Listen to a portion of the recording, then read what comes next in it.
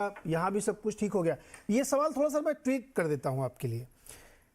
देखिए, इंडिया में अब ये जो सिचुएशन बन रही है हमारे यहाँ की, बैंकिंग सिस्टम ठीक ठाक चल रहा है, क्रेडिट ग्रोथ बहुत अच्छी है, ओवरऑल ग्रोथ ओके कह सकते हैं आप, ना बहुत ही शानदार नहीं तो ओके कह सकते हैं, लेकिन हाँ कुछ जगहों पे बहुत अच्छी ग्रोथ देखने को मिल रही है। सो अगर इस प्रेमाइस पे हम चलें, इसको हम ठीक मान लें, तो फिर वो वाले स्टॉक ढूंढना या वो सेक्टर ढूंढना या वो थीम पकड़ना ज़्यादा इजी है जहां पे आप जो अभी कह रहे थे मोनोपोली है। रादर उसको मैं इस तरह कहूँ कि बड़े जायंट हैं और वो अभी भी सस्ते मिल रहे होंगे। देखिए, इंडिया की एक स्टोरी हमेशा से रही है डिमांड सप्लाई ऑफ स्टॉक की। फंडामेंटल पे इंडिया मार्केट कम चलती है, डिमांड सप्लाई पे हम्म, एक चीज विजिबल है कि मार्केट में सेलिंग काफी कम हो गई है। लोकल तो सेलिंग ऑलमोस्ट थी भी नहीं और वो तो रुक गई है। और जो एफआई सेलिंग है फिलहाल तो काफी थम गई है इसके अंदर में।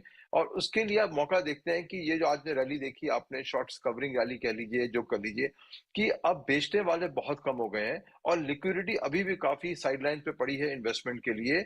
जो आप म्यूचुअल फंड को ले लीजिए, चाहे आप इंश्योरेंस कंपनी में ले लीजिए, इतना पैसा जब आएगा उनके पास में, आज की तारीख में 31 मार्च तक मेहर जी बैठे हैं, बताएंगे कि कितनी पॉलिसी आज खुल रही है कि आप बेतहाशा 31 मार्च का जो डेडलाइन था एचएनआई पॉलिसीज के लिए, उस हिसाब से बहुत पैसा आएगा इंश्योरेंस कंपनीज में। ईपीएफओ अब 10 से 15% करने जा रही है आपके ईटीएफ इन्वेस्टमेंट को। मुद्दा यह है कि डिमांड इंडिया की इक्विटीज में बहुत ज्यादा है, लिक्विडिटी अभी भी बहुत बरकरार है और देयरफॉर मार्केट को वेट ये करना होता है कि कब ये सेलिंग रुकेगी और हम जो नॉर्मल खरीदारी भी है वो शेयर प्राइस के ऊपर ले जाएगी। आई थिंक हम उस जोन में वहां पहुंचे हुए आज की तारीख में कि खरीदारी है, अभी भी आज काफी जबरदस्त हुई है और बिकवाली बिल्कुल कम हो गई है, खासकर एफआई की तरीके से। तो अगर ये माहौल बना रहा तो मार्केट के लिए बहुत सटीक रहेगा। डिमांड सप्लाई को छोड़ दीजिए एक मिनट के लिए, फंडामेंटल को भी छोड़ दीजिए, बट प्योर सिंपल लिक्विडिटी, आपने कहा ना एरोगेंस ऑफ लिक्विडिटी, मुझे बहुत बढ़िया लगा आपका वो सेंटेंस। इंडियन मार्केट का तथ्य यही है, एरोगेंस ऑफ लिक्विडिटी। इतना पैसा इन्वेस्टमेंट के लोगों के पास में है कि फंडामेंटल की तो मतलब एनालिसिस बहुत ही कम होती है। ये होता है कब अगर बिकवाली रुकेगी, दाम स्टेबल हुए, मार्केट स्टेबल हुई, खरीद लीजिए आप जाके शेयर को। तो आई थिंक इंडियन मार्केट वही चलती रहेगी उस हिसाब से। डिमांड इंडिया में आप जो कहते हैं बैंकिंग ग्रोथ, अब देखें कितनी कम होने वाली है, बिकॉज आज की तारीख में जो भी कह लीजिए कंज्यूमर डिमांड का सीधा स्लोप नीचे आ रहा है और वो विजिबल है हर एरिया के अंदर में। बट एक तरफ वो विजिबल फंडामेंटल है, दूसरी विजिबिलिटी है, बहुत पैसा है सिस्टम में इन्वेस्टमेंट के लिए और हर हर बॉटम को वो जरूर इन्वेस्ट करेगा। मीर सर, इंडियन मार्केट कैसा लग रहा है आपको? बहुत कॉन्ट्रडिक्शन से भरा हुआ है ये साल ऐसा लग रहा है मेहनत करवाएगा। और जैसे अजय जी ने जस्ट मेंशन किया कि अगर मैं अपना ही सोच 2 या 3 महीने पहले की सोच में देखूं तो क्लियरली ऐसा लग रहा था कि जो कंजम्पशन रिवाइवल है वो ऑलरेडी जो कैपेक्स जो गवर्नमेंट कर रही है उसको सपोर्ट करेगी। तो जो नेक्स्ट लेग ऑफ ग्रोथ वहां से आएगा। और हो भी रहा था, बिजी सीजन में, फेस्टिव सीजन में हमने देखा कि अच्छी डिमांड थी, काफ़ी सारी दिवाली सीजन गई जो, और प्लस जो होली के टाइम पे जो उसके पहले जो आई संक्रांति के जनवरी में, तो ऐसा लग रहा था कि ग्रेजुअल रूरल रिकवरी भी हो रही है। लेकिन अगर मैं लास्ट 3-4 हफ्ते की बात करूं तो ऐसे इंडिकेशंस आ रहे हैं कि कंजम्पशन इतना शायद स्ट्रांग नहीं है, शायद टेपर ऑफ हो रहा है, क्रैश नहीं हो रहा है लेकिन शायद फ्लैटन आउट हो रहा है।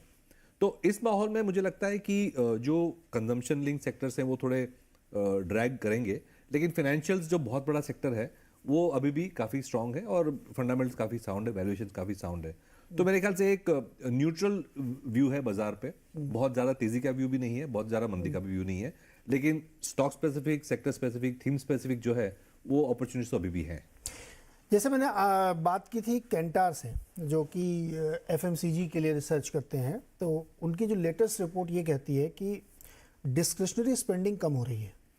यानी डाइनिंग आउट के लिए जाना, मूवी के लिए बाहर जाना, जिम या महंगे आइटम कोई ख़रीदना, बहुत ज़्यादा ग्रूमिंग पे खर्च करना, ये सब कम हो रहा है। या उनको अवॉइड कर रहा है आदमी जिसके बिना उसका काम चल सकता है, केवल इसेंशियल्स पे खर्च कर रहा है। ये मैं रूरल की बता रहा हूँ। और एक्चुअल में 0.54% की ग्रोथ है एफएमसीजी की उन इलाकों में। और उससे भी ज़्यादा एक चिंता कहें या रिवीलिंग फैक्ट है कि जो भी ग्रोथ दिख रही है वो इसलिए दिख रही है क्योंकि पॉपुलेशन बढ़ रही है आपकी। तो अगर 2.5%, 2.7% आपकी पॉपुलेशन इंक्रीज है तो वो वॉल्यूम ग्रोथ इसलिए दिख रही है आपको एक्चुअल में वो ड्रॉप है 3 किलो, हाँ 2.7 kg का ड्रॉप आया है पर्सनल कंजम्पशन में। सो ये एक तरफ ये पिक्चर बनती है, दूसरी तरफ के शेप भी है एक्चुअली दूसरी तरफ ये के शेप भी है।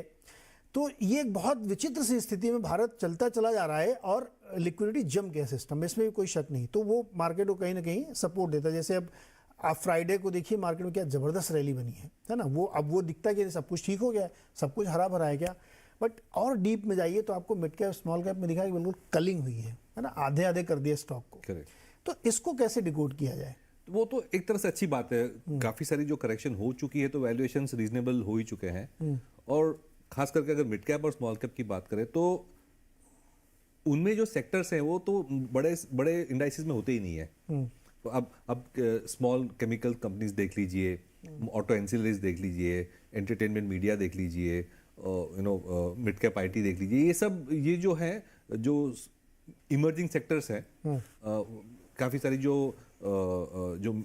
हम देखें कि डिफेंस लिंक कंपनीज हैं, एक दो जो पीएसयू हैं बड़े हैं, लेकिन बाकी सारी जो टेल है डिफेंस की वो काफ़ी मिड एंड स्मॉल कैप में ही है। तो उसमें स्टॉक पिकिंग का एक्चुअली काफ़ी अच्छा चांस मिलता है और ऐसी जब करेक्शन होती है तो बिल्कुल उसमें पिक एंड चूज करना ही चाहिए। Okay, perfect. अनुराग जी, आप लोगों का इंडिया के बारे में नज़रिया कुछ चेंज हुआ क्या? अब आपको लगता है कि इंडियन मार्केट सस्ता हो गया है? सो नीरज, दो ट्रेंड्स की बात करते हैं। एक ये है कि अगर हम ये शॉर्ट टर्म टर्बुलेंस को भूल जाए तो long term India is on a trend of being a lower inflation, low interest rate economy. Ultimately अब इसको 90s के ट्रेंड से देखिए। 90s 2000 में रेट्स क्या 15-16% हुआ करते थे। इवन 2000s में भी 12-13% पे होम लोन्स एक आम बात हुआ करती थी।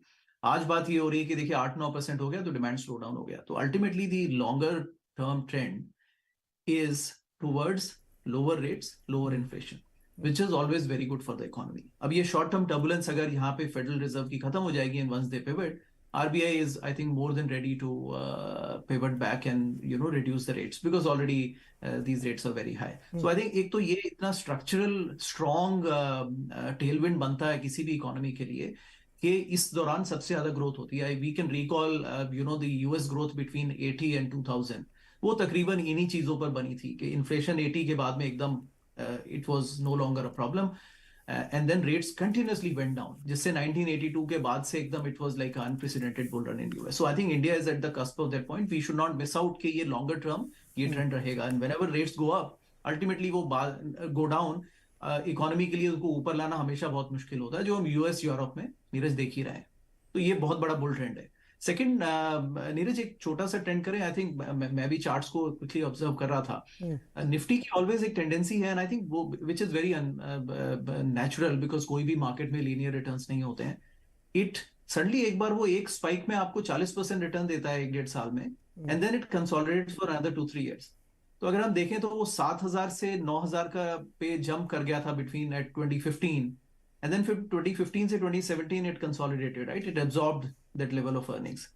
उसके बाद में फिर वो एक उसने जंप लिया till 12,000 just before COVID, and then just before COVID तक वो उसको absorb करता रहा। 2016 में उसने 2017 के आसपास उसने जंप लिया 2018 में 18,000 पे। उसके बाद जो सडन स्पाइक आया नीरज, वो एक 12 से 18,500 वाला, आई थिंक उसको एब्जॉर्ब करना पड़ेगा बिटवीन दिस रेंज 15 से 18, and it takes about 2 to 3 years Neeraj to absorb that, because earnings level और मल्टीपल को एडजस्ट होना होता है मार्केट के हिसाब से।